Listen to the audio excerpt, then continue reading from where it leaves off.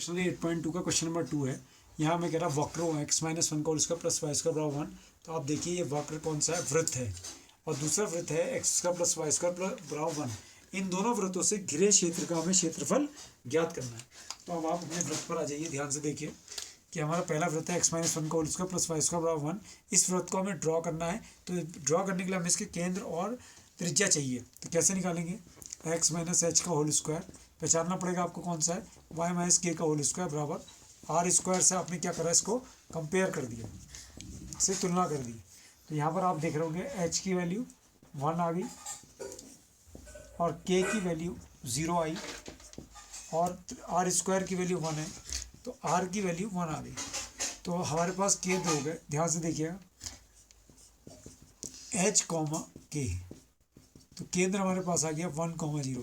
तो वो वृत्त जिसका केंद्र 1,0 है और त्रिज्या हमारे पास क्या है, r बराबर 1।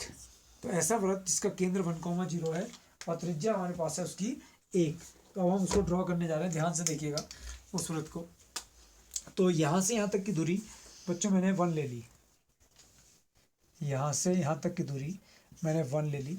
तो ये बिंदु ओ डैश हो गया, तो इसके निर्देशांक हो गया 1,0। तो आप ध्यान से देखिएगा और इसको थोड़ा आगे बढ़ा लिया हमने एक्स डैश। आप ध्यान से देखो यहाँ से एक वृत्त जा रहा है हमारा,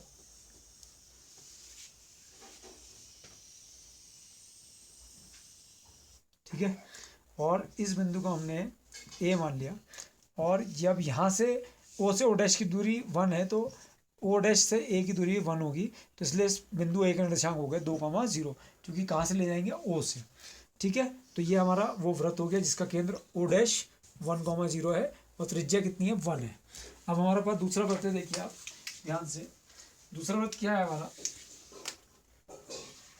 x square plus y square बराबर 1। ये हमारा दूसरा वृत्त है। तो ये तो आपको दिख ही रहा है, इसका केंद्र 0,0 होगा, त्रिज्या कितनी हो, 1 होगी। तो इसकी भी तुलना हमने x square plus y square बराबर आर स्क्वायर से इसकी हमने तुलना कर ली। तो आर स्क्वायर का वैल्यू 1 आ गई, तो आर बराबर कितना आ गया, 1। तो त्रिज्या तो 1 आ गई। और इस वृत्त के केंद्र क्या होते हैं आपको पता ही है, इस वृत्त के केंद्र होते हैं 0,0। क्यों होते हैं, क्योंकि इसमें एक्स स्क्वायर गुणांक 1, वाई स्क्वायर गुणांक 1 और एक्स का पद और वाई का पद नहीं है। तो ये इसका केंद्र 0,0 होता है। अब हम इसको भी ड्रॉ करने जा रहे हैं, ध्यान देना बहुत ध्यान से। केंद्र क्या है इसका, 0,0, ये वाला केंद्र है और एक दूरी पर है। तो यहाँ से ये जाएगा, इसका मतलब ध्यान से देखना इसको, और इसने इसको यहाँ पर काटा है, तो यहाँ पर भी नीचे बिल्कुल इसके ठीक नीचे ही काटेगा।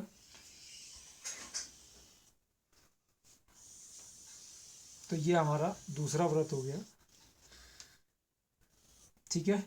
बहुत ध्यान से इसको देखिए आप, नीचे वाला वृत्त जो है थोड़ा छोटा बन गया है, उसको ठीक कर लेते हैं।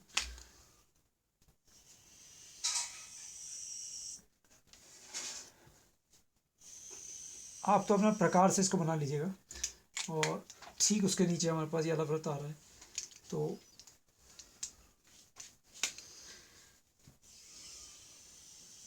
तो ये वाला हमारा वृत्त दूसरा बन गया। इन दोनों को मान लिया हमने बिंदु P पर और बिंदु Q पर, ये दोनों वृत्त एक दूसरे को काटते हैं।